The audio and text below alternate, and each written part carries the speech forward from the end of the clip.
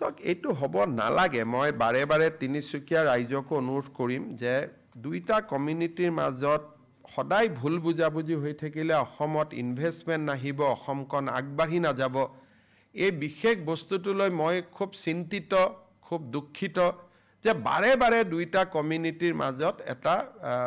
এনেকুৱা এটা পৰিৱেশ সৃষ্টি হৈ আছে কিছুদিন পিছত মই আমাৰ মন্ত্ৰীসভাৰ জ্যেষ্ঠ সদস্য দুজনক পঠাম যাতে দুইটা কমিউনিটিৰ লগত আলোচনা কৰি এটা শান্তিৰ বাতাবৰণ হ'ব পাৰে কাৰণ এনেকুৱা খবৰ বাহিৰত গ'লেই অসমৰ প্ৰতি আকৌ প্ৰশ্নবোধক চিন আহি যায় সেইকাৰণে এইটোলৈ মই নিজে যোৱা দুদিনৰ পৰা মই খুব দুখ পাই আছো মই বাৰে বাৰে মনিটৰ কৰি আছো বাৰে বাৰে আমাৰ এমএলএ বিধায়কসকলক ফোন কৰি আছো মই সকলোকে অনুৰোধ কৰিম যে এইখন এখন নতুন অসম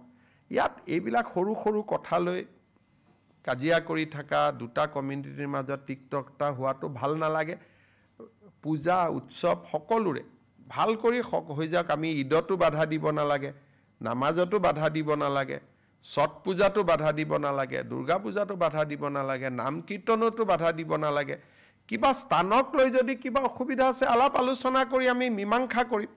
কিন্তু বাৰে বাৰে এই ঘটনাটোৱে বেলেগক সুযোগ দিয়ে 10টা কথা অসমৰ কাৰণে কবৰ কাৰণে সেইকাৰণে মই পঞ্চায়ত ইলেকশ্যনৰ পিছত দুজন জ্যেষ্ঠ মন্ত্ৰীক পঠাম যাতে দুইটা কমিউনিটিৰ মাজত এটা আলাপ আলোচনা কৰি যিটো